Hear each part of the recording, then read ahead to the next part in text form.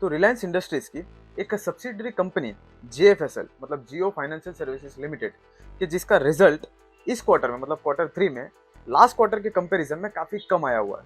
हालांकि यहाँ पे इसका कंपनी के ऑपरेशनल एक्टिविटीज से कोई लेना देना नहीं, बल्कि अगर ऑपरेशन के हिसाब से देखेंगे तो ये क्वार्टर ज्यादा अच्छा है, क्योंकि लास्ट क्वार्टर में कंपनी की इंटरेस्ट इनकम जो है वो 186 करोड़ थी और इस क्वार्टर में 270 करोड़ है। बट फिर भी लोअर प्रॉफिट के पीछे जो मेन रीजन है वो है कंपनी की डिविडेंड इनकम। वैसे तो सबको पता है, बट एज अ रिमाइंडर, जेएफएसएल के पास रिलायंस इंडस्ट्रीज का ऑलमोस्ट 6% स्टेक है, जिसकी वजह से लास्ट क्वार्टर में कंपनी को 217 करोड़ डिविडेंड मिला था और यही चीज इस क्वार्टर में नहीं मिली, जिसकी वजह से कंपनी का जो प्रॉफिट है वो इतना कम दिखाई दे रहा है। और इसके अलावा भी लास्ट क्वार्टर के बाद से ही कंपनी थोड़ा एक्शन मोड में आई थी, फॉर एग्जांपल जैसे कि employee addition, expansion, capacity improvement. तो इन जैसे फैक्टर्स के चलते कंपनी का जो ओवरऑल ऑपेक्स है वो काफी बढ़ गया था, जिसकी वजह से जो नेट प्रॉफिट है वो थोड़ा नेगेटिवली इन्फ्लुएंस हुआ।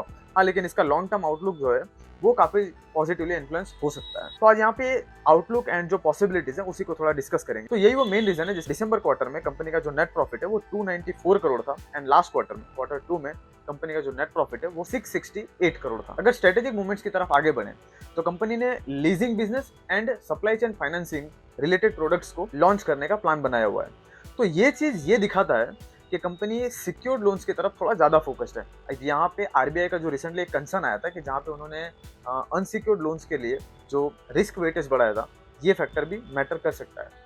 अब रिलायंस इंडस्ट्रीज के लिए उनकी स्ट्रेटेजी का एक बहुत बड़ा हिस्सा उनका माइंडसेट भी हो सकता है, या ये कह लो कि सबसे बड़ा हिस्सा वही है, क्योंकि जितना हम रिलायंस इंडस्ट्रीज को जानते हैं वो जिस भी सेक्टर में एंट्री करती है कुछ ही समय में एज अ डोमिनेंट प्लेयर वहां पे परफॉर्म करती है। फॉर एग्जांपल जैसे टेलीकॉम, जहां पे उन्होंने स्क्रैच से शुरू किया और कुछ ही समय में अपने सेक्टर की सबसे बड़ी कंपनी बन गई। और उसी तरह से रिलायंस रिटेल, जो कि फिलहाल in terms of reach, scale and profitability हर तरह से अपने सेक्टर की सबसे बड़ी कंपनी। तो कंपनी के एक्शन प्लान के अकॉर्डिंग उन्हें सिक्योर लोन्स में एक बड़ी अपॉर्चुनिटी दिखाई देती है। तो इस पूरी इंडस्ट्री की मतलब रिलायंस इंडस्ट्रीज की एक खासियत है कि वो टेक्नोलॉजी में हमेशा आगे रहते हैं।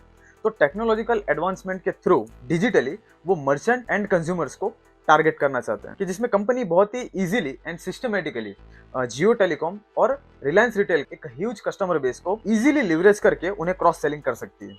इसके अलावा सप्लाई चेन फाइनेंसिंग सर्विसेज को एक्सप्लोर करने के लिए कंपनी ने काइंड ऑफ सिक्योर्ड प्रोडक्ट्स जैसे कि loan against shares and mutual funds जैसी प्रोडक्ट्स पे काफी ज्यादा फोकस कर रही है। अगेन यहाँ पर जेएफएसएल के पास कई तरह के ऐसे अनफेयर एडवांटेजेस हैं।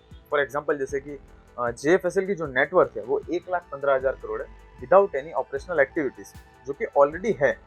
तो इस बेनिफिट को कंपनी बहुत ही इजीली लिवरेज करके और बहुत बड़े लेवल पर डेट एक्वायर कर सकती है फॉर ऑपरेशनल एक्टिविटी। और वैसे भी कंपनी AAA रेटेड है, तो इन्हें बहुत ही कॉम्पिटिटिव रेट पर डेट मिल भी जाएगा। इसके अलावा कंपनी बहुत ही strong and cash rich parental से बिलोंग करती है, और जितना कि रिलायंस इंडस्ट्रीज की जो रेपुटेशन है, हो सकता है कि आने वाले समय में जेएफएसएल की जो एग्जीक्यूशन कैपेबिलिटीज होगी वो अनमैचेबल हो सकती है। तो as a initial activity company ने 27 इंश्योरेंस के साथ पार्टनरशिप किया हुआ है। इसके अलावा as a pilot launch market के अंदर जियो वॉइस बॉक्स को इंट्रोड्यूस किया हुआ है।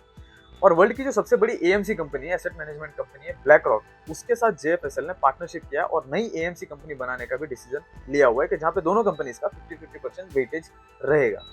और इसीलिए जेएफएसएल ने सेबी के समक्ष एएमसी लाइसेंस के लिए अप्लाई भी किया हुआ है। इसके अलावा not as a NBFC but as a CIC core investment company के तौर पर खुद को रिप्रेजेंट करने के लिए भी जेएफएसएल ने लाइसेंस के लिए अप्लाई किया हुआ है। तो फाइनली एक सबसे बड़ी बात जो कि मार्केट चाहता है, जो कि मार्केट को लगती है, कि जब JFSL as a individual stock exchange पर लिस्ट हुआ था तब इन्वेस्टर्स ने बहुत अच्छा प्रीमियम कंपनी को प्रोवाइड किया था, जो कि ये दिखाता है कि लोगों का परसेप्शन इस कंपनी को लेकर के कितना ज्यादा ऑप्टिमिस्टिक है। तो फाइनली अगर ये वीडियो अगर आपको अच्छी लगी हो तो प्लीज इसे लाइक कीजिएगा एंड चैनल को भी सब्सक्राइब